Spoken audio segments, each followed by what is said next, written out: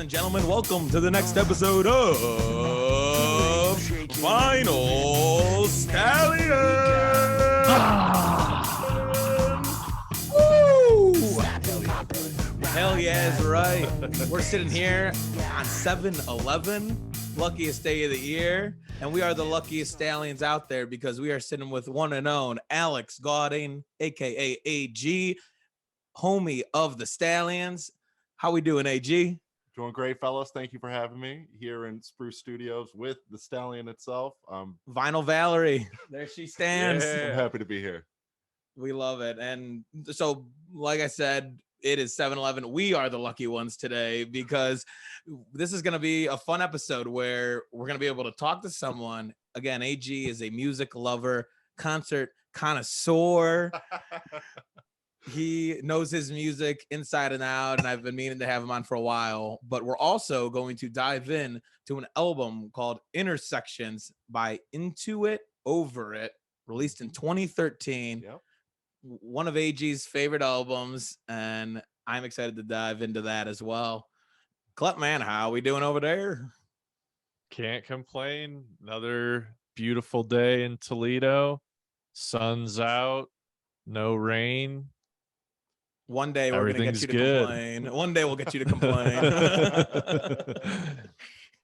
Awesome. But yeah, so AG, you know so much music. I just need to lay that out for people. I don't know about that. I would say I have a broad taste. It may not be the deepest taste, but generally speaking, if somebody plays something, I can groove to it or find something I like in it.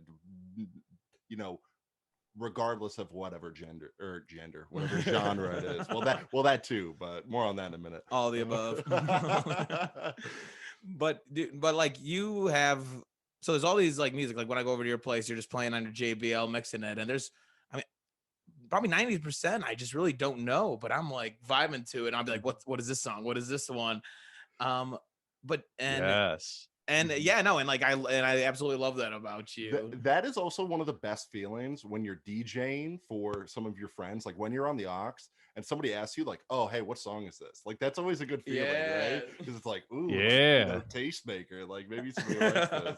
But also, a lot of that I would love to talk to our parents or older folks about this, because a lot of music I get is just based off an algorithm or a playlist that somebody gives me, stuff like that.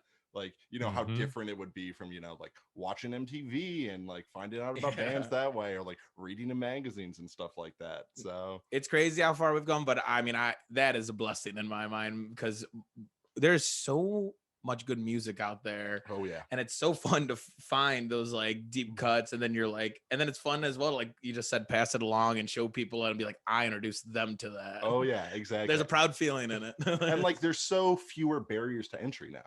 There's so many more people making music and releasing music that we're living in the future is great. Yeah, it's gnarly. Absolutely.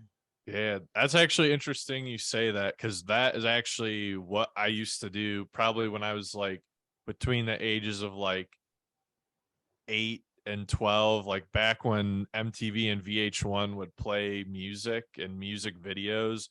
I would seriously watch those channels for hours and just be oh, I like this one. I don't care for that one. And just there's one I liked, I would just write it down, and I would have this notebook just full of songs that I saw on VH1 or MTV that I wrote down so I would remember them. Oh, that's awesome. Yeah. And we were at the clips or the end where MTV and VH1 were still playing music videos sometimes. Mostly it was just trashy reality TV, but we still got that clip. We were still able to do that. All right, you guys just flashed me back and made me think of, did you guys ever have those things called hit clips? It was, yes. I didn't have them. I wanted them though. I was jealous of these. But please remind the people. Yeah, people don't know what hit clips are. They are just this, it's a really small device that you just put in your pocket, but attached to it were these little mini chips. They kind of looked like CDs where you could there's probably 5 or 6 of them attached to it, but they all were just one song. So you would go by hit clip and they would have 6 songs listed by different artists, and you would be this is the package I'm gonna get today. This is the hit clip of the day. And I remember me and my brother had just a handful of those, and I was always jealous. Like I just got flashback. Like I want to play this one Aaron Carter song specifically. Yeah. Like, yeah, let me throw this in. Or there was the toothbrush where when you would brush it, it would play a song and it would like go through. I don't know if they would play like through a speaker or if it would just go through your teeth and just like vibrate through your head. But it was like it gave you 2 minutes of a song, so you knew when you were supposed to be done brushing because you're supposed to brush for 2 minutes. Like I never got that either. No. Now I'm just jealous. Like, dude, music rules our world. Yeah, no kidding. Yeah, I never had either of those. Like what I would do is once that notebook got to like 10 to 15 songs, I would hand it to my dad and be like, please burn this for me. And I'd have to like throw him $10 because, you know, back then it's like $1 for every song or whatever. So usually I'd get a little deal because I'd have, you know, maybe I might have a list of 15 songs, maybe only 12 could fit on the 90-minute album. And then, you know, so I got 10 for 12 or whatever, and then whatever didn't go on there just stayed on the list for the next time. Yeah, so I'm going to bring up another flashback that I like to bring up with guests who are around our age and definitely were involved in it. Were you part of the CD making club? Would you make CDs and burn them for your car in high school and driving around? I was certainly burning CDs. I was absolutely burning CDs, but that was for like the CD player Walkman that I would have on the bus going to school. Yes. By the time I was driving around, I'd upgraded to the cassette tape to aux cord adapter, which never worked well, but it was great because I had an old enough car that it still had a tape deck. So it's like, oh, that works out. But yeah, I was burning CDs. Yeah, making mixtapes, absolutely. That was so much fun. Awesome. Well, all right, let's talk about artist AG. Tell me what your Spotify year in review 2021 told you. Like, where do you find yourself over the years, always going back to? Who are just some artists that you consider top tier in your mind? Well, I was going to pull it up, but I didn't find it fast enough. First things first, I'm one of those Apple Music weirdos. Okay. Not Spotify rap. I'm always jealous of the Spotify folks because I feel like your wrapped product, like your year-end product, is so much better than Apple Music. Yeah. I just get a playlist of like a top 100 songs. I would say so much music from when I was growing up was stuff that my parents played. I mean, like a lot of folks. And also, I was blessed that my parents have just great taste in music, just like super great taste. So, you know, some of my favorite albums are like Rumors, Fleetwood Mac, The Joshua Tree, U2, Exodus, Rippers. Bob Marley. Like, yeah, just like god tier albums. My folks were playing those, and of course they had stuff that I didn't necessarily vibe with. Like my dad loves Rush. Rush is dope. I wasn't exactly like running prog rock when I was 8 or 10 years old. Mom loves Ben Folds. I don't know if you guys know Ben Folds. Yeah, the Ben Folds 5. Oh yeah, absolutely, great band. One of my earliest concerts at Lakewood High School saw Ben Folds. That's a weird one. That is random. Yeah, interesting venue. And I would say, like a lot of folks, my taste has just changed a lot over the years. That it's like listening to a lot of what my parents played. Then also like teenage years, a lot of hip hop and rap, especially because my dad would play rap growing up as well. And now I'm like, and I would say like an undercurrent throughout all of that, and what I'm especially listening to now is just like a lot of indie stuff. For the audio only listeners, I'm doing air quotes there, because like I listen to indie music. I still can't tell you what it means. Like it doesn't mean independent unsigned artists, because there are a lot of indie artists, you know, on Capitol Records or Atlantic Records or things like that. Yeah. But bands like Death Cab for Cutie, The Decemberists, Modest Mouse, so like bigger tentpole indie acts like that have been like, you know, a constant stream. And then also now it's just like a lot of like, you know, sort of one-off bands or bands that you only have like 2 or 3 of their songs, but it's like, oh yeah, I know that Spacey Jane song, you know, some band you don't know anything about outside of, you know, the 1 or 2 that get put on a playlist. But So yeah, I'm kind of all over the place with my music. Yeah, that's great. So Death Cab has been brought up a lot on this podcast. Hell yeah, Like, I love that. I love Death Cab. Yeah, they have seemed to just make an impact with the people we've had on so far. So yeah, that's and awesome. Plans and Narrow Stairs, those two albums, just track one to the end, just rip. Like, not a bad song on there. And if you can play an album front to back with no skips, that's how you know it's good. Yeah. Transatlanticism, Clap, another one you should check out if you haven't heard that one. That was my favorite for sure. But I was lucky enough to, within the span of like 12 or 18 months, I saw Modest Mouse, Death Cab, and the Decemberists all at different times in different venues. And I walked away from all of those shows with the same like takeaway, that it's like, wow, these bands are incredible.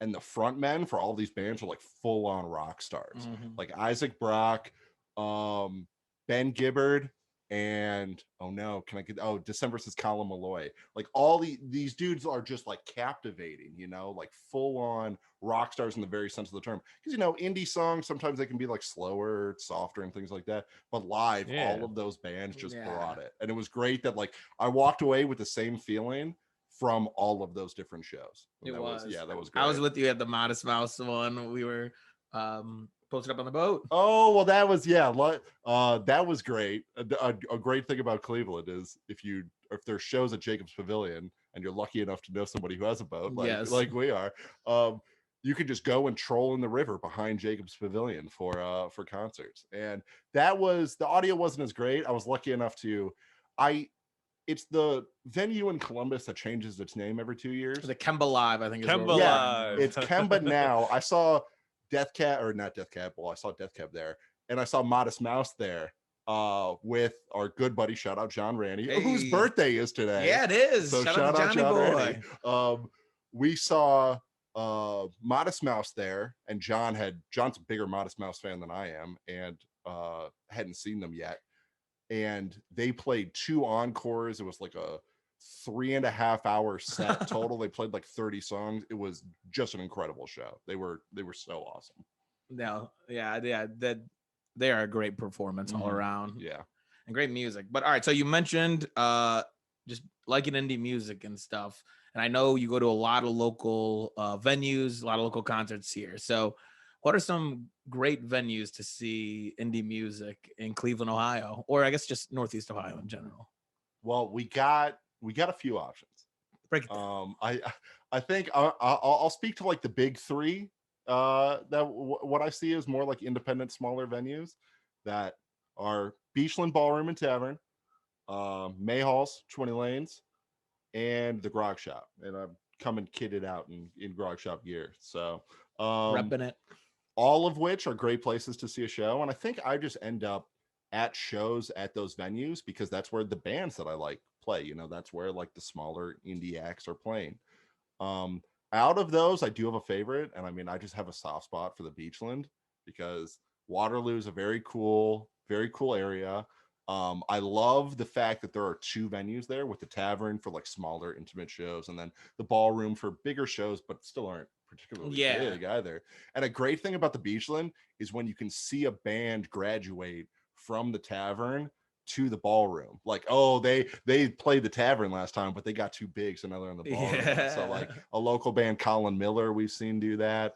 We saw Snail Mail, like upcoming indie darling Snail Mail, who we saw her at the Tavern twice, or on 2 different occasions. Then I saw her at the Ballroom, and then last time she was in Cleveland, she played at the Agora. So for folks listening who may not be from Cleveland, that's like graduating from like the 200 cap venue to the 400 cap venue to the 1,000 seat venue, or something to that effect. Absolutely. Those numbers could be off. No, that's spot on. So Beachland certainly has a soft spot in my heart. Also love Mahall's. I mean, great vibes, and also just the weirdest people there too. Like this last show I went to, there was actually Into It Over It, whose album we'll be discussing. But and it's like more of like an emo indie punky type show.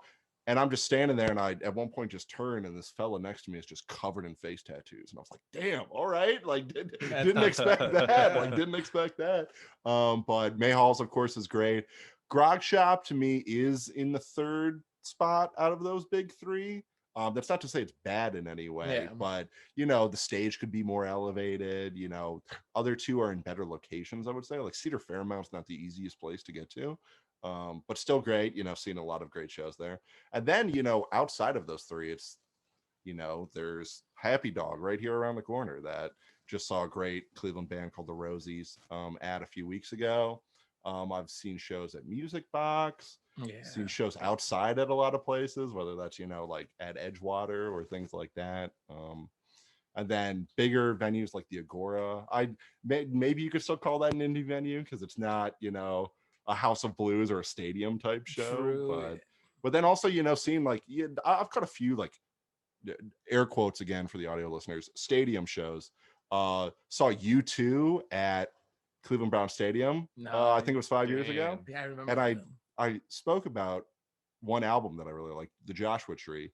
My dad saw U2 on the original Joshua Tree tour at the old Lakefront Stadium here in Cleveland. Nice. And then they did a 30-year anniversary tour for the Joshua Tree, and I went with my dad at Cleveland Brown Stadium. Awesome. That's full circle. It was so awesome. It was so great. And I was joking with him that on this tour, they had different bands rotating in and out that are all of like a similar sound. So it could be like the Lumineers opening up one day, then like One Republic opens up next. So One Republic played at the show at Cleveland Brown Stadium. They weren't anything particularly great, but shout out to One Republic. So then just wait. So then U2 comes out, they play their first song. They're done. People are screaming. Bono on the mic just goes, "Shout out to the Lumineers." It's like even he confused the different groups that were opening for him. So I thought that was just hilarious. That's so funny. Holy shit. One Republic's just sitting there backstage like, fuck. Like, shit. Bono is the shit. Shout out to South Park. All right, well, when you're going, so you mentioned the Rosies. What are some other bands that you enjoy that are on the come up right now in the Cleveland music revolution? Well, there are a few. Certainly some I'll forget, but I'll speak on the Rosies first, because the Rosies. So I had heard the Rosies is like a garage, or air quotes again, garage rock, surf punk type band. That, funny enough, I had only heard one of their songs that was like a slower, more ballady kind of chill song. And then I show up to the show at Happy Dog, and I get there a little late, and people are just moshing their faces off, and like the dude is like yelling into the mic. So I'm like, oh damn, this is like a different vibe than I thought. And I thought about turning around and just walking out. I'm like, nah, like I'm here, like let's see. Played a great set. They called their music Lake Erie Surf Punk, which I love. Nice. They played in front of a big banner that just said Lake Erie Surf Punk, and it's on their t-shirts too. I'm like, I need one of those. So yeah, they were super great, and like great energy, very high energy show. But yeah, the Rosies, check them out. Wait, so I just got to jump in. I'm pretty sure if you go to the Rosies Instagram page right now, there are pictures from that Happy Dog concert, and I spy AG in the back. Oh, there was like a mosh of like someone jumping. Like people were crowd surfing, right? And AG's face is just in the back, like, oh shit. I did get caught on Instagram. I got caught in 4K mid mosh, and I'm showing it. I'm like, you're just like twisting and turning. I'm running into somebody for sure. I'm like lowering my shoulder. So I did get caught with that. That was great. Another band, one of our favorite Cleveland bands, is this fella named Colin Miller, and he plays with a band called The Brother Nature. It's like a full-on funk band. And that was another show that we saw at the Beachland Tavern. We saw them just as an opener one night for a great, I think they're a Seattle band called The Dip, that I got from Greg Blanc. Shout out GB. And they opened up, and it was one of those scenarios where the opener is better than the headliner. Which happens, that's like fewer and farther between, right? It does happen, but isn't it? Yeah, it's definitely great. That's where I found Goose, actually. It's open it up for pigeons. Okay, that would make sense. Yeah, that it was for pigeons for sure. Yeah, that happened to me too. Imagine Dragons opening for AWOL Nation. Wow, those tides turn. No kidding. Wow. They were on the same bill. I mean, it makes sense from like a bigger band perspective, but that's gnarly. Imagine Dragons only had one album out at the time, and I don't even think it was a tour for that album. They were like still trying It to was get picked up. 2012. Damn, you saw them before, like right before they blew up. That's crazy. Yeah. Have you wait, I'll go off that tangent. Have you guys seen any other bands like that where like you saw a band and then they blew up? Because the only one for me was we saw Mount Joy, which I say blew up, that's relative terms. No, But I mean, Mount Joy is like, you know, like a definitely bigger indie band right now. You know, they're like selling out back-to-back nights at Red Rocks and stuff. And we saw them at the ballroom, and that wasn't the best show. I don't want to talk shit, but what was the best show? I mean, the only one I can think of, and especially we just did their album review, was Camp. Oh yeah, seeing those boys come up from playing like backyards and like garages at OU and like open mic nights to selling out Red Rocks and playing Wrigley Field with the Lumineers. Unreal, good for those boys. So yeah, that's the one that comes to mind for me. I don't know why. I just she's not really my cousin, but Katie Vinecourt, shout out to Katie. She always tells me she saw, and it might have been in Toledo, Bruno Mars at some random club in like 2006 or 7 before he was even anything. And but that is like one that comes to mind of like someone who I know literally saw probably their first like go around tour. Mm-hmm. Yeah. You got any others except Imagine Dragons Club? Yeah, so I guess not quite to that same scale. But Young the Giant. So I saw them at Lollapalooza 2011, and they had like the shittiest time slot. Like at this point in their career, they only had one single out, My Body. And so that was the only reason why we even bothered to see them, because it was the Friday and they went on at like noon. So first day, noon time slot, like the only stages open before them were like the kids stages. And I remember just being like in shock at what I was seeing. I was like, this band is going to be way better than some of the bands we see later on in the day. And I mean, they're not like enormous now, but like if they came through Cleveland, they would probably play Agora or House of Blues, like that sort of size venue. Sure. Yeah. No kidding. Yeah. So maybe Colin Miller will blow up to that level as well. But so we saw them at the tavern and then play the ballroom. We were there for like they had an album release party that we went to. And these dudes also play, these guys and gals will play for like 3 hours. Yeah. Like I think I may have Irish exited the concert at like 12:30 because I had to work the next day and they were still playing. But Colin Miller and the Brother Nature, great Cleveland funk band. And then the last one that comes to mind is, this is like a double for you. It's Oregon Space Trail of Doom, which I mean, with a name like that, you know they're good. But then also they have another sort of project under that umbrella, Oregon Space Trail of Jazz, which is more of like a jazzier type musical experience for you. But they have speaking of another small Cleveland venue, they have a residency right now I saw at the Winchester Music Tavern, which I saw a show or two there. I mean, fine venue, but I think they're playing once a month, maybe through the end of the year at the Winchester. So if you're looking for a show to go to, that's another one. And then that just reminded me of another Cleveland guy who would be great on the podcast, fellow by the name of Ray Flanagan, who I saw originally play at the Blues Jam Night at Parkview Nightclub, which Parkview still exists, but they don't play live music anymore, unfortunately.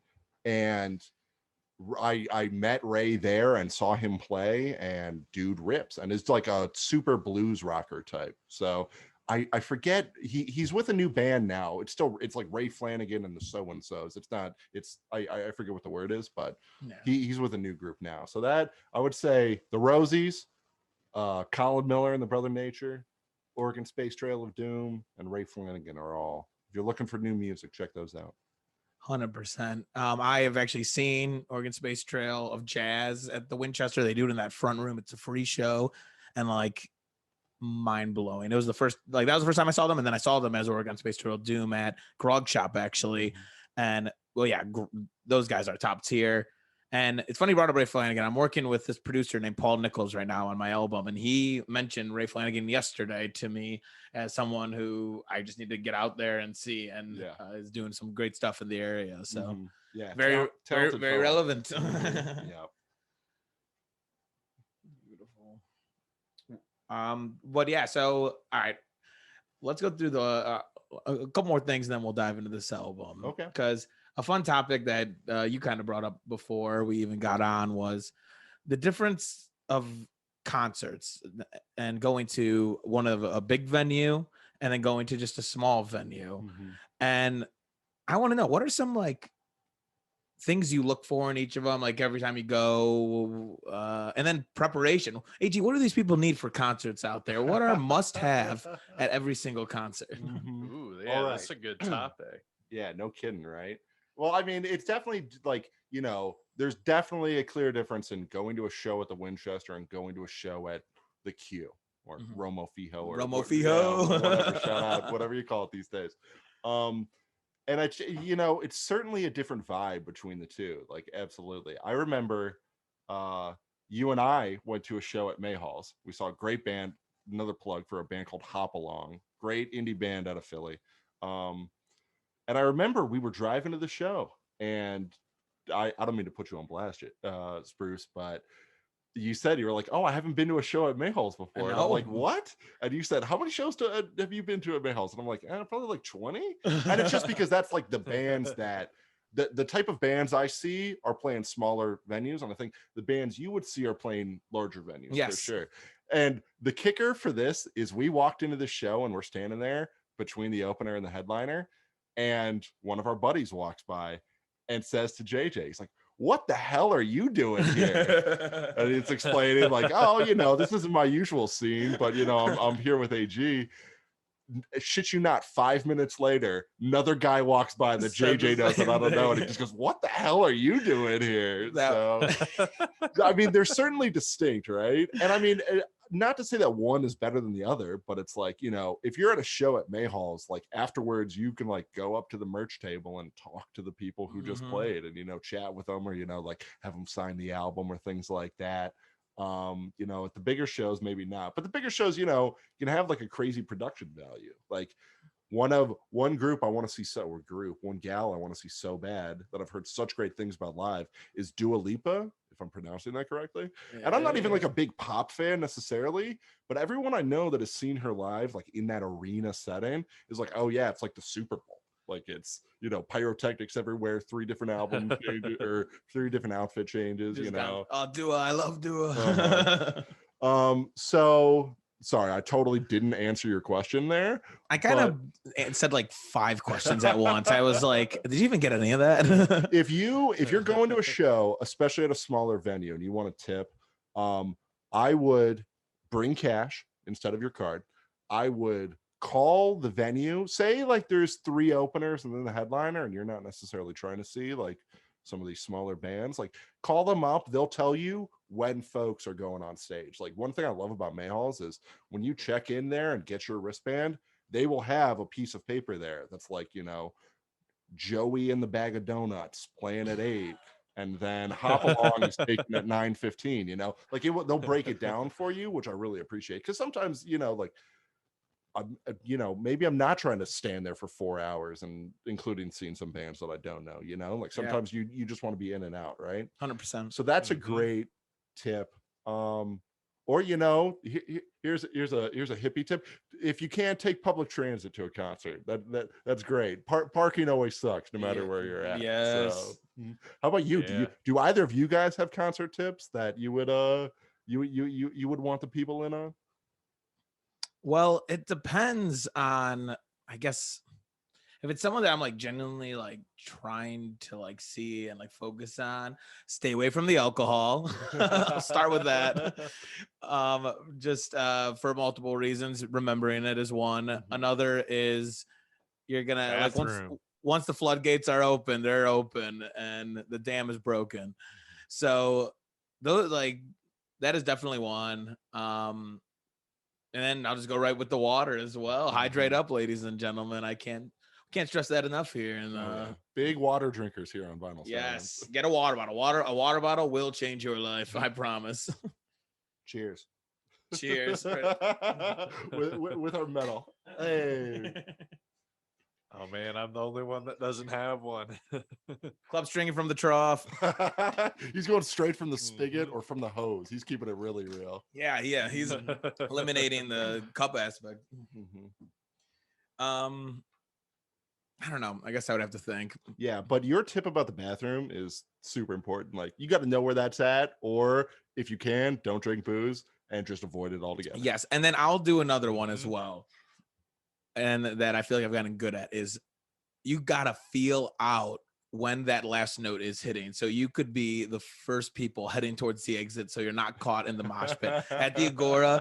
Oh man, you just got to read the room, and as soon as you know that it's it, you just got to start head down going, because getting trapped in the back of that, like those crowds, is like one of the most infuriating things for me. Yeah, waiting to get out of a show is not fun. Or like, I mean, every Clevelander knows the drive out of Blossom if you don't have a parking pass.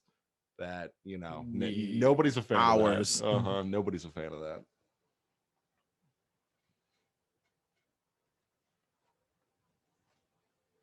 So what do you think? Just hop into this album review? I'm thinking Club slicing us right now. Club, you got any tips for these people? Come on. I've been trying to think the whole time. I mean, honestly, you covered my main one.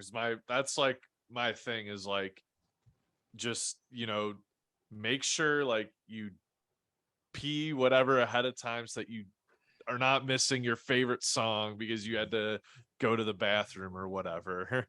So I guess outside of that, maybe the one tip I would say is if you're at a new venue, do not be afraid to ask somebody, like, I guess, advice. Like, all the time, like if I'm at a new venue and I'm like, okay, where's this, where's that, like don't waste your time just like trying to guess and figure it out. Ask either somebody who works there or somebody who just looks like they know what they're doing. Like, I remember it's like Dave Matthews Band, I saw him at Pine Knob, it was maybe 3 weeks ago. Pine Knob is like a smaller version of, like, I guess the Blossom up in Clarkston, Michigan, and there are trees everywhere to the point where like you can't really see anything except for like what's in front of you. And I legitimately didn't know where the amphitheater was. I'm tight on time, and it would have been so easy to just like try to guess. And unfortunately too, there weren't people walking in one direction. Everyone was just going everywhere.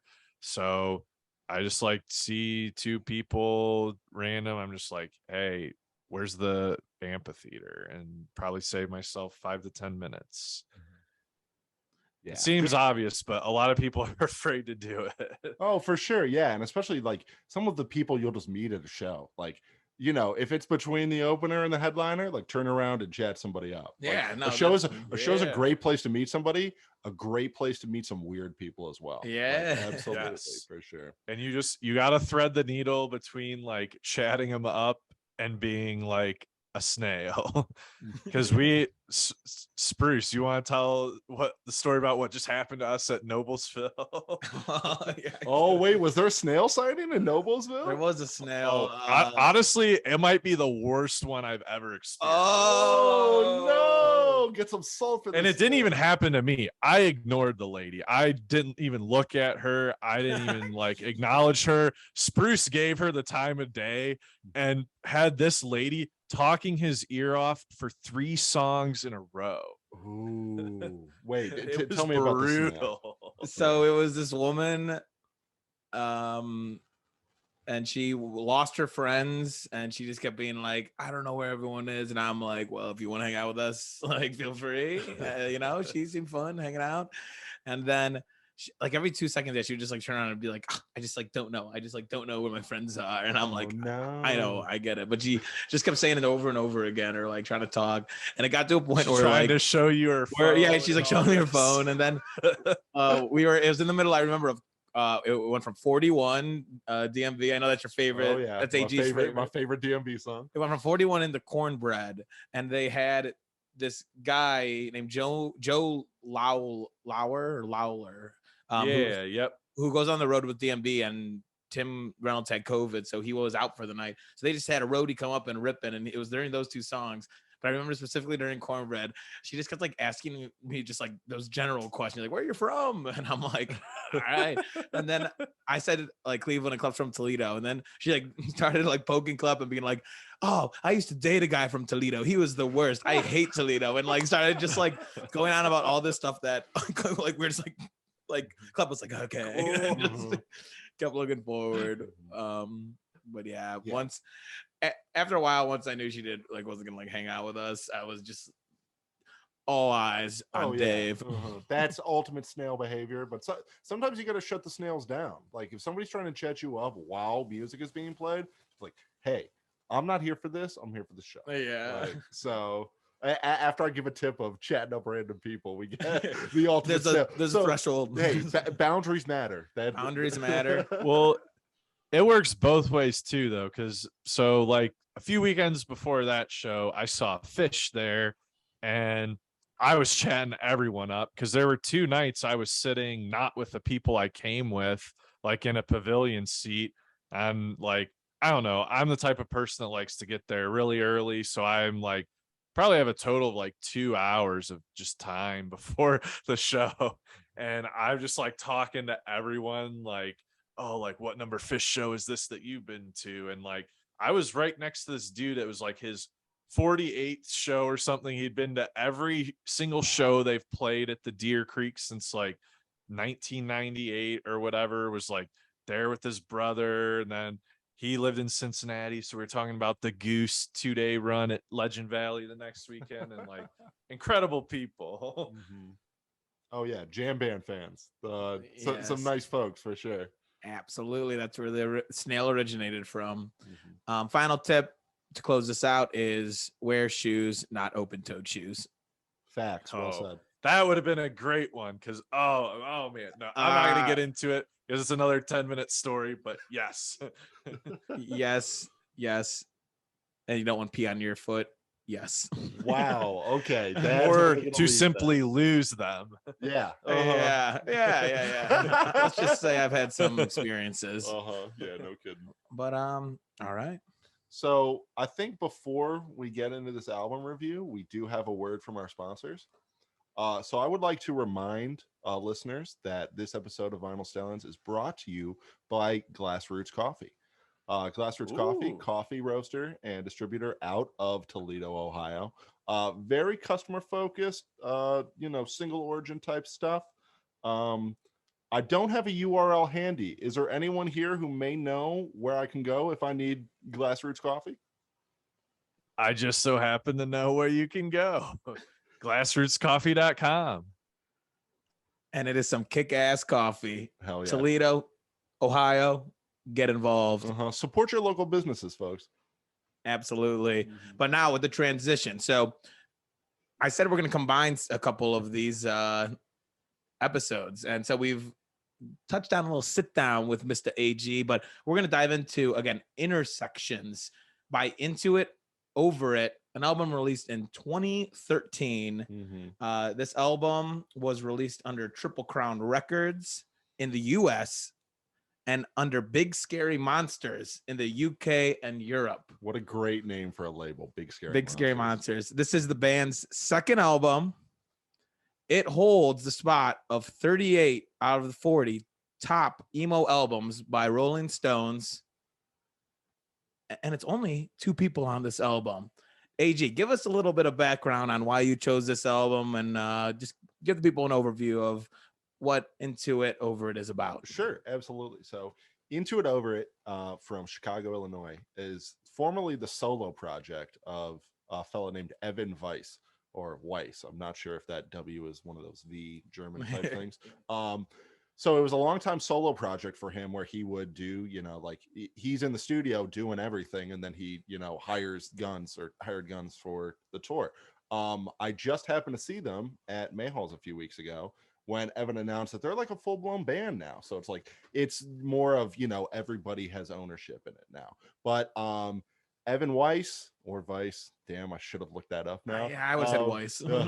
So Into It Over It was his longtime indie slash emo solo project. That is one thing I'd love to touch on. Like, what genre is this music? Yeah. Because you know, I'm not quite sure. But No. I originally heard this album via some friends down in Cincinnati. I was just like looking through their records one night, and there was one that I hadn't seen before, and it was this one. This had to be not too long after it came out. Maybe this was like 2014 or 2015. And one of my friends who has great taste in music just said, "This is one of my favorite albums of all time." I said, "Yeah, perfect." So I remember I didn't have like a streaming platform at that time. So based on this recommendation, I bought it right there on my phone for the drive back from Cincinnati to Cleveland. And very like instantly fell in love. Like very, very much enjoy this album. This is one of my favorite albums of all time. I listened to it today, front to back, but I've listened to it, I couldn't even tell you how many times.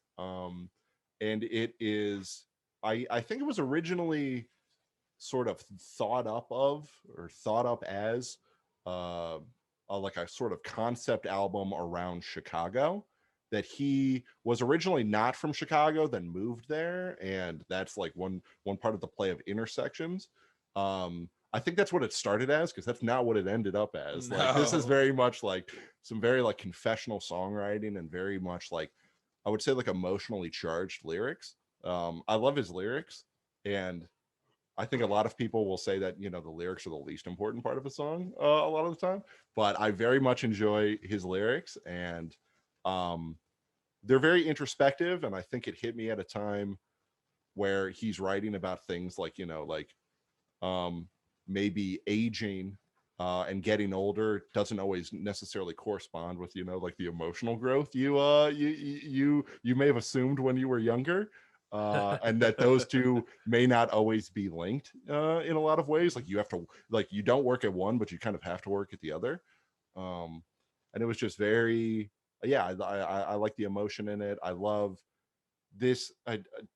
Air quotes again for the audio listeners, I would call this like an emo revival album, but frankly, I don't even know what that means. Because if I like emo music, and I think when I say that, a lot of people are just gonna like think that I like bands that scream at you. Yeah. I'm not a fan of bands that scream at you, but you know, occasionally, sometimes somebody will yell, and that's, you know, like some like you know, some rougher vocals in that way.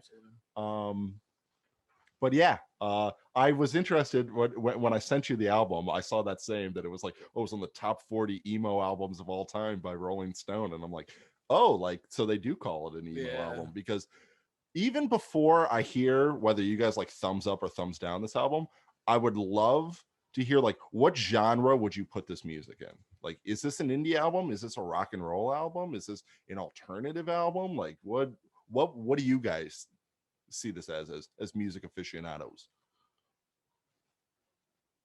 So I would say, if I can't like use a bunch of descriptor, or like, you know, use a bunch of words to describe it, I would say indie pop punk, because there's definitely elements of like indie rock in it. I think like more musically, but I definitely like the way he sings is more that like pop punk, like Yellow Card, sort of like Newfound Glory, like type of singing. But it's not like, I guess it's not quite as punky, like, because some of the songs, the singing kind of reminds me of like Death Cab or like The Main Drag. But yeah, musically, I definitely see like more of like the indie alt rock. So I would say indie pop punk. I think that's very well said. Yeah, no, that was really well said. I'm gonna use just a word to describe them.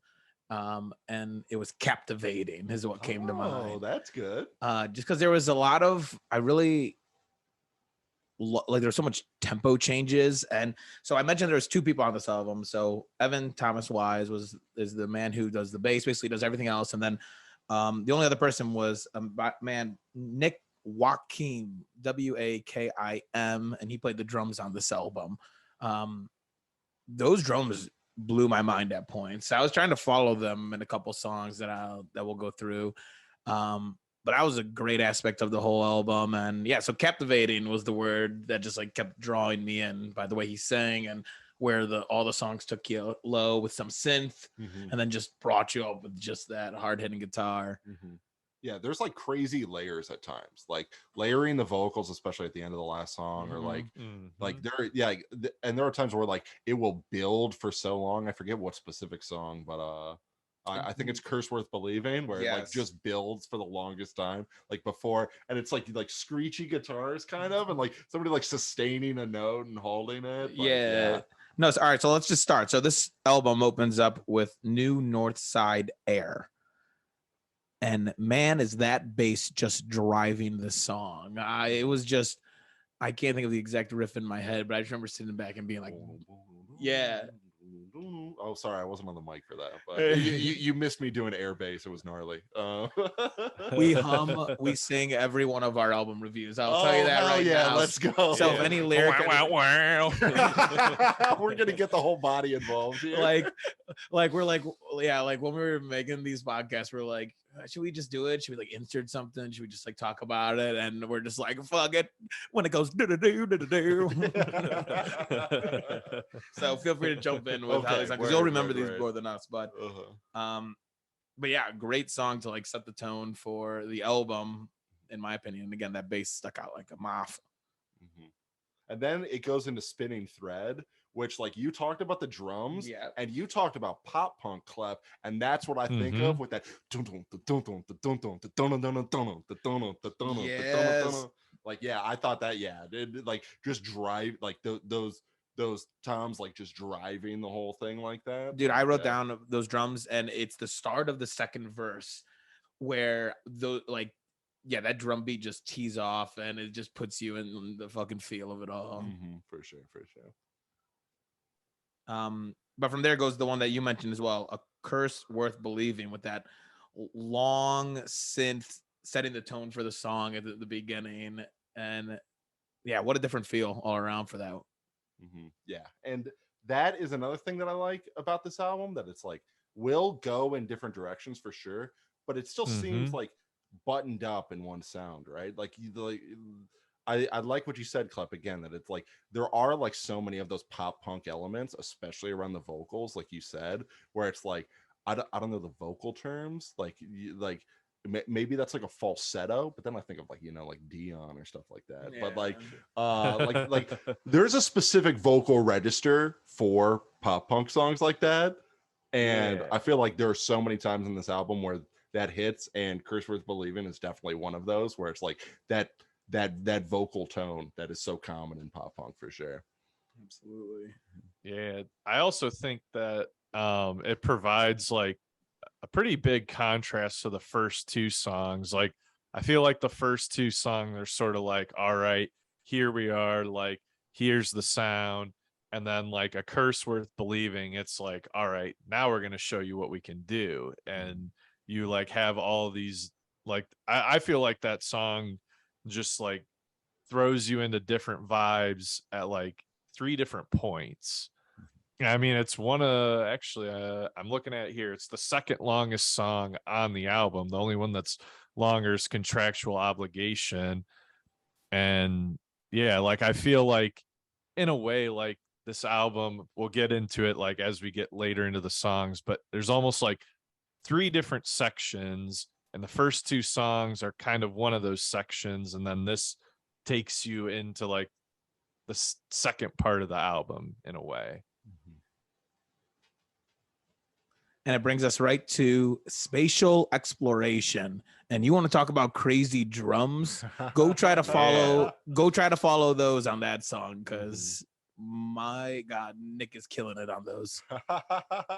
Yeah, and this is also one of those where it's like we're talking about like pop punk tropes, where he's like, I mean, spatial exploration, and he's talking about like fooling around in your dad's back seat or like on the couch when you're 17 and stuff. And I'm like, this, and that's another thing about this album specifically, because I feel like I don't mean to talk shit on pop punk fans or pop punk, but like maybe like you kind of age out of it in a way where it's like very much like focused on the like teen angst and things like that. I feel like this album does great in like connecting you with that old type of like that. I say this as a 27-year-old, like connecting you with that old, like younger stuff that you're still fresh with, but then also talking about like angst and growing up and growing older and things like that, where he talks about, you know, like I forget what song it is, but it's like, oh, it's on New North Side Air, where he's like, hung up on aging, but letting my age start to show. I'm sorry, I promise I won't sing any more lyrics. Sorry to the audio listeners there. But yeah, that like, and I feel like spatial exploration is one that is very much like that connects with, like, you know, that pop punk sort of canon, where it's like, you know, we're talking about being young and being teenagers and trying to figure shit out. Absolutely. And so I like how Clep was like saying how it's divided into parts, because at least for me, so as we get towards the middle of the album rocked me. Like that is where I just thought like a lot of the golden gems were. And it starts with Favor and Fiction. And you mentioned the multiple voices, and you mentioned the last song, but in this song it stuck out. Those voices are like, it's just so essential, having those background voices. And I don't know why the first artist that came up to specifically with this song, but like how he sung it and the tone of his voice reminded me of the Bare Naked Ladies. Oh, really? Wow. I don't know why. I guess I'll have to go back, but I like write notes when I first go through all these albums, and that was just like, I don't know, the voice, the way he sung just immediately went to that band. Would you say it's more like based in the tone of it, based on like it is layered vocals? So I think of like, I think of acts where, you know, it's very clear that they had the singer layer some vocals. Like, I mean, I think the big example for me is Nirvana, where it's like they had to convince Kurt Cobain to use ADR. And I remember watching an interview with Butch Vig talking about Nevermind, and like they had to convince Kurt to use ADR, and he goes, oh well, John Lennon doubled his vocals, and he loved and then he signed on. So he's like that. And that I also get with this, where it's like he's very clearly singing multiple parts and then they'll merge them together as well. And I think that that's just like so good. And I think it's like, I think this album is, now I'm not nearly as, you know, musically inclined as you two, but I feel like the production value is like pretty good. And like, there's certainly good engineering for sure. Absolutely. Yeah, and this one particularly too, like I think the guitar playing is super clean. Dude, you'll find that a lot in this album. So like, let's just keep going down. The Shaking Leaves.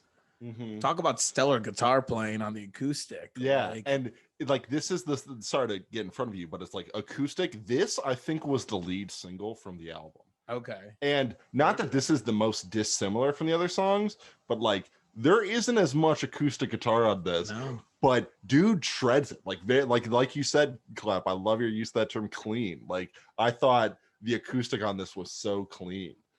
It was, and that jam at the end, honestly, put this easily in the top 3 for me on this album. There we go. I think that's a goal with the single as well. Absolutely, but, yeah. I had no idea that it was honestly the single, so I'm hooked. The marketing team, good for you. shout out Triple Crown Records. Yeah. Or Big Scary Monsters. Big Scary Monsters in the UK. I also love that I am learning about this album as we do this. Like I had no idea Big Scary Monsters released it again. Well, I mean, that's what's fun about doing these, is to like go on and just do the most minimal amount of looking, but be like, oh, okay, like, wow, why does it have to be released under 2 different record labels, one in the US, one in the UK? And that we could make a whole other episode about that. Like, it's just fun to dive into that wormhole. And that's another thing with indie music too, where it's like the record labels will have a defined sound, way less than like an Atlantic or a Capitol or whatever, right?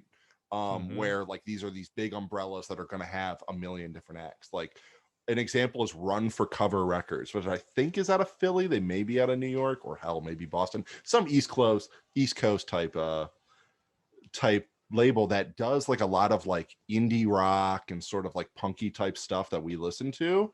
And it's so nice when you like a band, then you find out what label they're on, And then you find other bands on that label that it's like, oh, I like Marietta. Oh, Fourth Wanderers are on this label too. They're great as well. And like that is, super helpful. And when you also, you guys are big.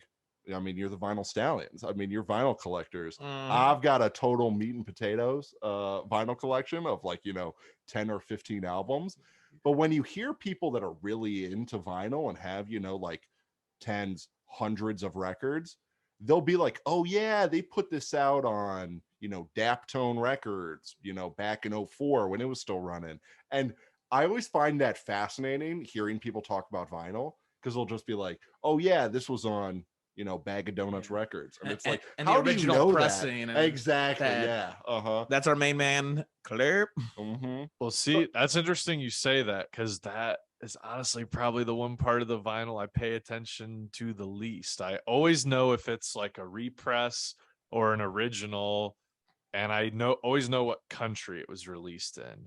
But that's something I'm gonna have to start doing, is paying attention to the actual like label that it's out on. So sorry, this just wants me, or makes me want to ask like a million questions to you on vinyl, so I'm only going to ask you two of them. How many vinyl records do you own, Clet? Probably somewhere between 200 and 250, so like a decent amount, but not like crazy, or not ridiculous. Yeah, not 5,000 in milk crates in the garage for sure. Like that is that's badass. And then also, like if you're looking at an old album and one's in mono and one's in stereo, like which one are you getting? Ooh. Or do you not have a preference? Because also I've been at record shops, like thumbing through, and there'll be like a mono and a stereo, and it's like, I don't even know, like, what that means. I know it's, the sound is going to be the same coming out of both speakers, as opposed to like being like more dynamic. But also I'm hard of hearing in my left ear. So there were times where I would remember where like stuff would be in stereo and it would try and go back. Like if I have my earbuds in, it would go back and forth between. And it's like, oh, it would just cut out when it's over here on the left, or like I could barely hear it. Yeah. So maybe I almost like the mono pressing even more. I would tend to say mono too, because typically if both options are offered, the mono is going to be the original way it was mixed and all that, and stereo is going to be somebody coming in after the fact. And so like that's always my thing. Like if I have two in front of me and like one is from like 1970 and one's like a repress from 2010, like I'm gonna take the original all day.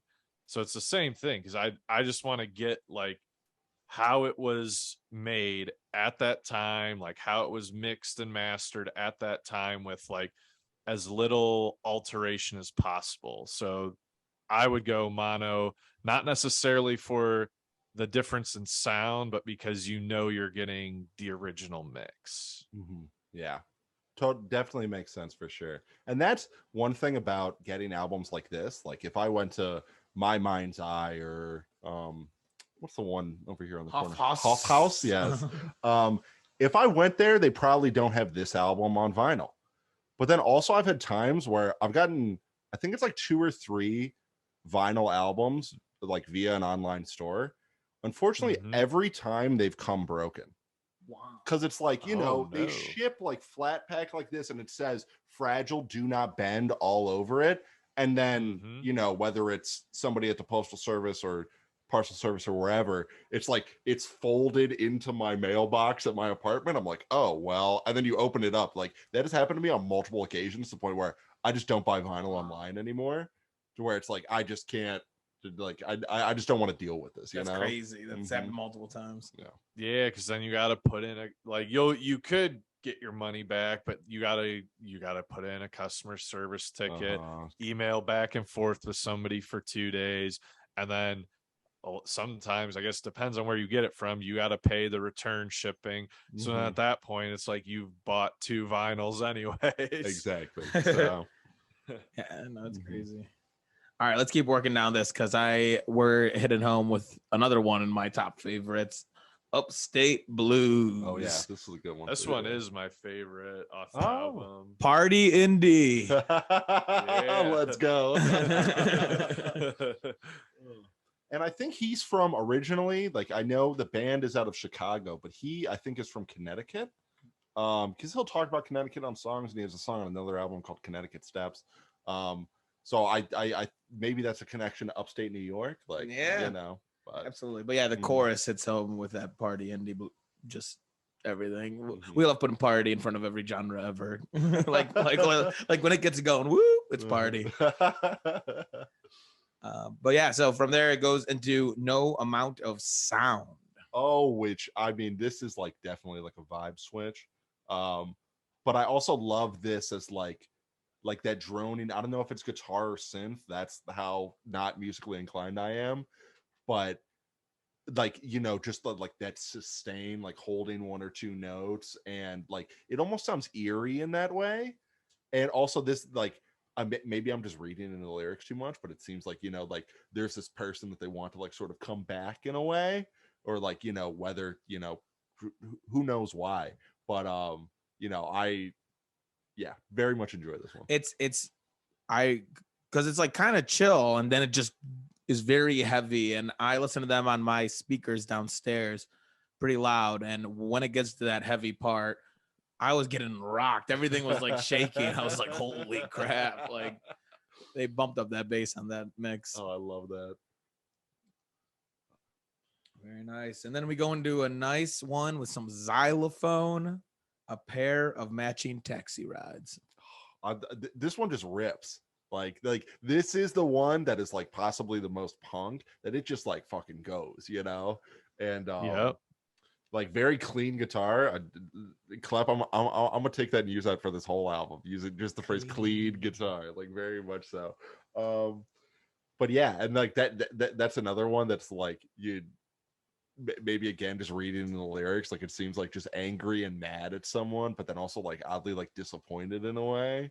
But like, yeah, like the drums, I don't want to sing again, but like let it rip. The drums switch up at the end, and it's like, so you severed all contact, anguish, phone lines are down. All right, that was the last one because that one was especially bad. Like that just fucking goes like that. That is very much one where it's like, you know, it's like any album. There's slow songs and there's fast songs. Like that's one where it's like, all right, like this rips, and that's one where I'd love to at the end of this album review talk about like give a review of the concert I just saw, but I don't think it was that specific song. But there's some of these where like them playing live just ripped. Like it was just like, you know, nice. Like it was punk rock. It was, you know, worth the price of admission for sure. And when you saw them, how many people did they have on stage? They had 4. So they had a bass player, Evan, another guitar player, and then fella behind the drum kit. And a couple of the guys were in one of the opening bands. So it's like Evan is like the number 2 guy in one of the opening bands. So I was like, oh, this dude's like going, and throughout the tour, he's playing 2 sets a night. Wow. Like that's crazy. Oh, what a machine. But yeah, at the end, I'd love to talk more about that concert. Absolutely. Yeah. All right. We're going into the double digits. We're going to the 4th quarter of this album with Obsessive Compulsive Disorder. And this is where, sorry to interrupt, but so at the beginning I said there's like, in my opinion, like 3 sections of the album. I think this song is where you're in section number 3. Like you just got like smacked in the face by that middle, from A Curse Worth Believing through A Pair of Matching Taxi Rides, and then we got the last 3. Not to say that none of these smack you in the face, not to say that these don't smack you in the face, but the vibe changes a little bit, and like you can tell, like, all right, we're wrapping it up. Yeah, he's trying to land this plane. Absolutely. And that is definitely like, and not to cut this one off, but like especially with the next one, like Your Antique Organ, to me, Antique Organ is like if I had to have a least favorite, it'd probably be that one, because I also think that this one is like the sound is most different, because it's like I don't even know what that instrument is, like whether that's like a harpsichord or what, but it's like, or shit, it's probably an organ. Damn. Oh. That's embarrassing. But I totally get what you mean, Clep. Like it's like he is trying to land this plane. Like we are gonna wrap it up. Speaking of landing, there's one lyric that I wrote down from Obsessive Compulsive Disorder, and he says, "Fallen in focus before landing inside of a blur." Oh shit. Get metaphysical. Maybe. Talk about OCD. But yeah, it goes there, and then like AG just mentioned, your antique organ. I want to say it's like the last lyric, the way he says it with the drums and like noises going on in the background. I like when I'd like rewind it and be like, "What did I just hear?" It was just so big. I forget what that last lyric was, but go listen to that again. And then from there, we got number 12, the final one, which is contractual obligations, pulling it all together. Which I think I may have said that Pair of Matching Taxi Rides was my favorite. I think this one's my favorite. That this one just ends up being like, I don't know if you're low battery, you may. So sorry, there were technical difficulties here in Spruce Stallions Studios. need a charge. So I love this one, especially just based on like the layered stuff at the end, because it's like, if this is what, like damn near a 7-minute song, yeah, longest song on the album. I swear like the last 2.5-3 minutes are just that, like the layered vocals and then like going through, and like I especially love at the end where they cut out all the music and it's just a cappella layered lyrics. Like I just think that is like, oh, like this album ends so well, and I wonder if that's one reason why I like this album. That like once it ends, I'm like, oh hell yeah, like that. I listened again today, and once that was done, I was just like, damn, I really do love this shit, and I'm really glad that like one reason I chose this album is because it's like maybe I'm putting you guys in a box. I wouldn't necessarily think that this is in like your wheelhouse normally. Yeah, 100%. So like once that was done, I was just like, damn, that was a good choice. Like like this shit is good. No, you're immersing, at least for myself, yeah, into some new music that I probably, like you just said, wouldn't have really heard, wouldn't have given a listen to. We say it every time we do an album review, but listen to it how it's supposed to be listened to, in the order it's supposed to be listened to, is always great to hear because it's purposeful. But yeah, overall kick-ass album, AG, great choice. Again, Intersections by Into It, Over It. Fantastic choice. I'm glad we were able to dive into that bad boy. So I'd love to hear from you guys. First of all, just simply thumbs up or thumbs down. I think I know your opinion. I'm giving it a thumbs up. You already know. For sure a thumbs up. Yeah. Okay, bet. And would you guys listen to this again? Like, was this like a good experience, like for the podcast, but maybe not like, I'm not gonna like, bump this, Like I said it before already, the middle of that album surprised the hell out of me. Like that whole section of, I don't know, tracks 5 through 8 or something, would absolutely. And I think we already have the entire thing added to the Stampede Shuffle before this was even earlier today. So hell yeah. So we will be listening to it because they always feed us the new stuff whenever we shuffle that there we go playlist. So I love that. And all just the curation. Influencers over here. I love that shit. Stampede Shuffle, we're nearing 4,000. No, I totally would. I would even I would check out another one of their albums too. So yeah, if they have what it looks like 4. They should have 4 full ones. Yeah, I think the next proper one intersections, standards, and figures. So yeah, are there any of those that you'd be like, all right, this is the second best? Of those, I do have a second favorite, and it is Proper. Okay. Now I think if the critical darling of those would probably be Standards. Now I do like Standards, but Proper is a great one, and Proper is also like maybe more my speed or my sound, like what I'm looking for, because Proper is like punky, like very very much like, I forget what, here I can look it up. I have a computer here on this futon. I forget what the name of the intro song is on Proper, but it just starts out and the first thing you hear are drums. Like, oh man, if you love the drums, you would listen to. God, all right, I'll dive into some proper. Yeah, I'm gonna take a moment and look up whatever. Oh, it's Embracing Facts. The song is called Embracing Facts. It's less than 2 minutes long, and it just starts out with nothing, and then it slowly builds up a drum. It's like, ooh. Oh yeah, if you like the drums, you would very much. All right, I'll have to give it a whirl. I'll have to give it a whirl. Mm-hmm. But all right, so you mentioned that you saw them very recently as well. So yeah, give us a quick just highlights of those concerts for sure. of that concert. So this was the last concert that I've like the concert I've seen most recently. Saw them at Mahall's.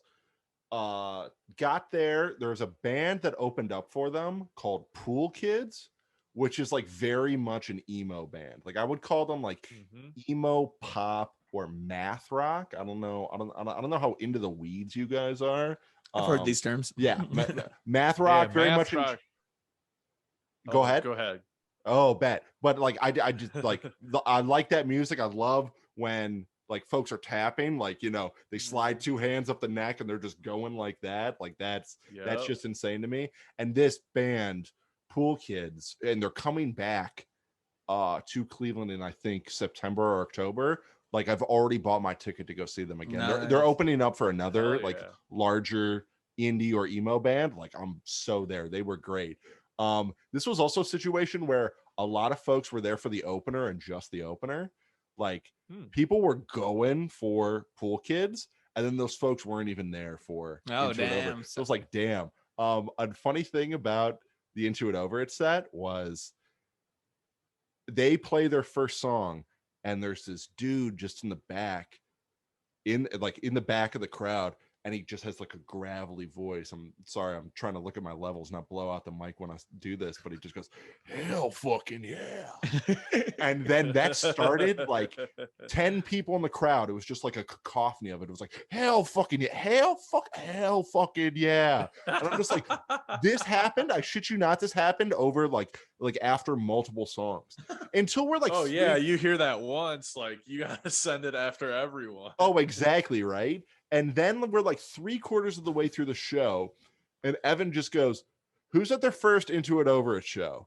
And I just go, I pick up my hand. I'm like, you know, I'm right there. I'm like 5 feet away from him. I pick up my hand and just go, woo! And I swear I was the only person that was there at their first show. And he goes, all right, well, I'm going to explain why everybody's saying hell fucking yeah.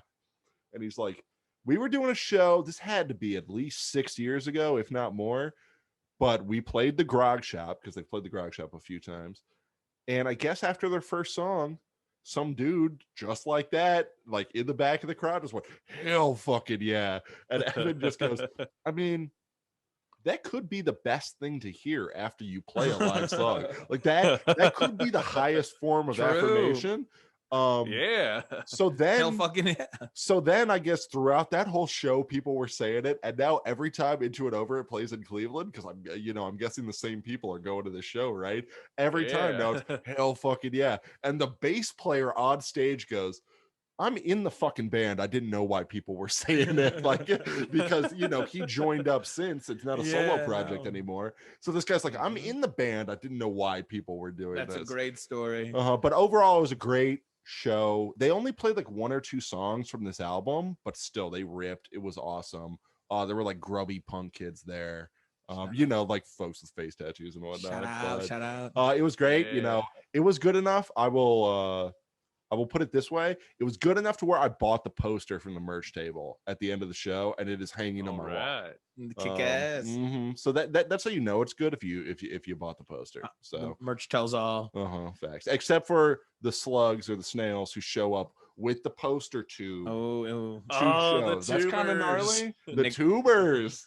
They got a name too. I love that. Nick Cage style, stealing the Declaration of Independence.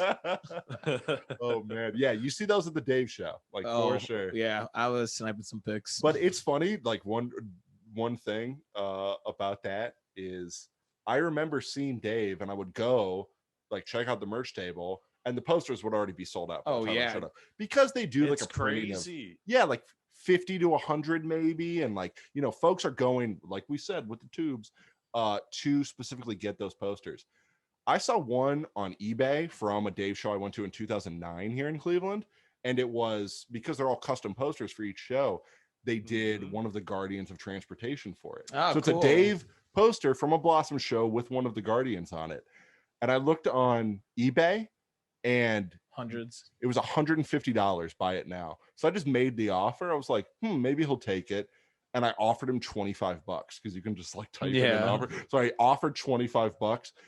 This person wrote me like a 4-paragraph response as to how disrespectful my offer was. That it's like, how dare you? This is a limited edition pressing of 150. I had to sprint to the table to get like this, that, and the third.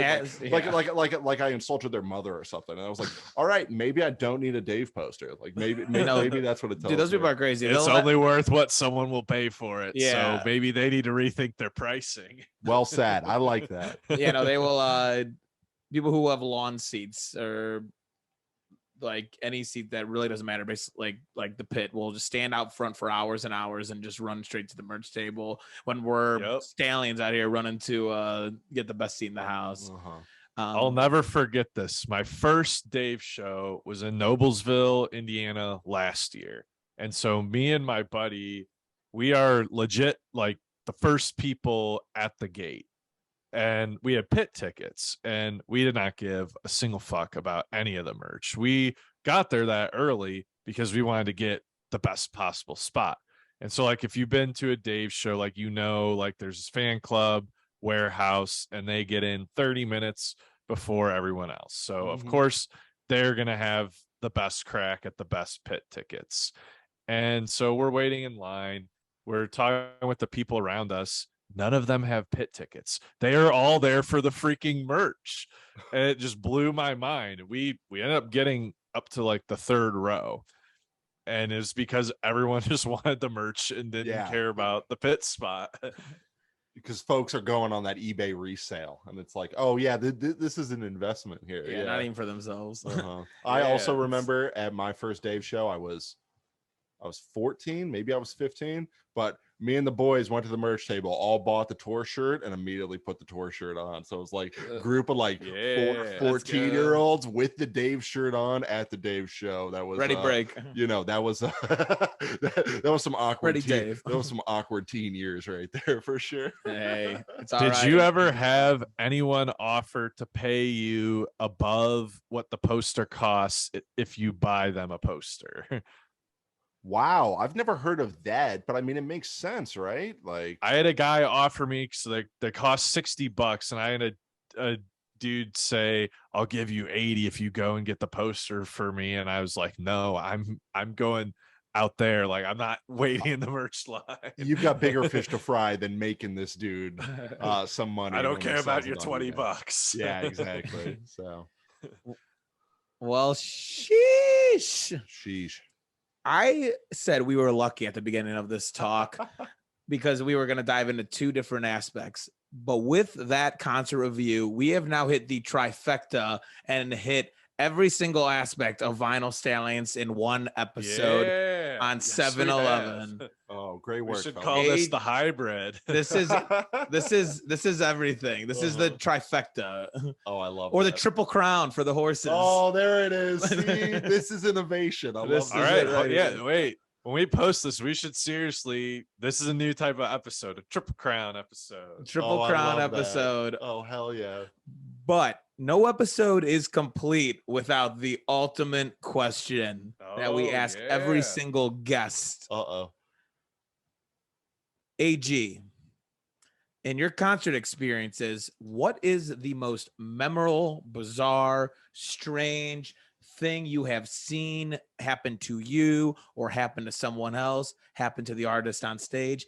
Anything that comes to mind that is memorable or something that sticks out to you in your years of concert going? All right, maybe this is bad. We may need to cut this. No, it's not bad.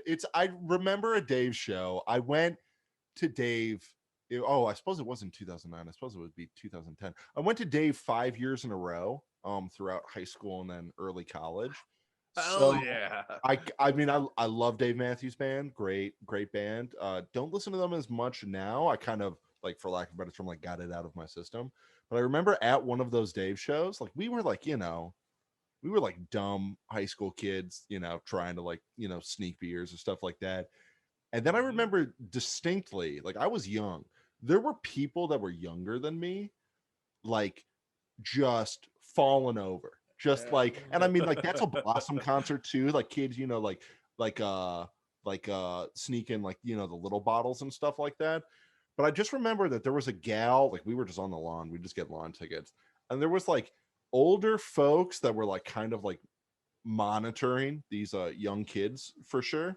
And it just ended up that like they like ended up chatting.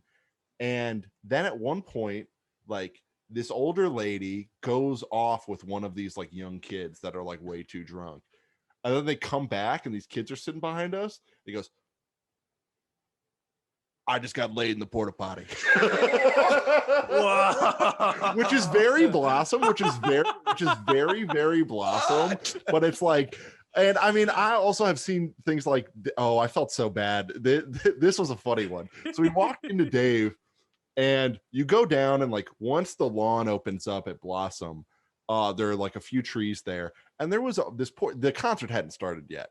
This poor dude is asleep, passed out, like leaned up against the tree, and he's like double my age at least. Like he should not be doing this, right? And I was dumb. Like if I could take this back, I wouldn't do this, right?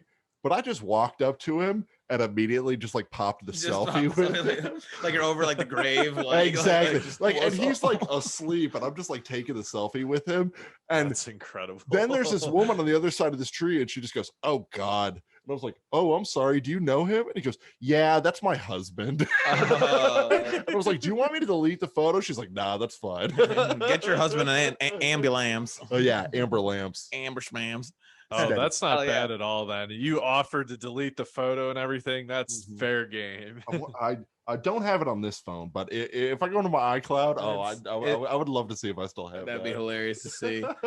Well, hell yeah, no, those are some pretty crazy answers, and adds to our great list of most memorable experiences. Oh yeah, people let loose at concerts. You know, you see like you see people in rare form for sure. Honeybee, yeah, Honeybee. Mm-hmm.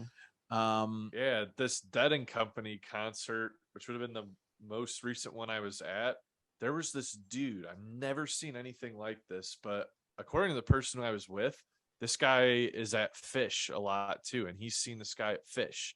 This dude is wearing just like this super, super colorful dress, has like all these like neon glow sticks just like around his arms and stuff, and is just like spinning in a circle, blowing bubbles at the top of the hill.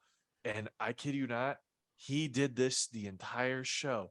And I was like, how did he not get dizzy? I like me doing that for like 3 minutes, I would have fallen over. And he whole show, not a single break other than when they took a break.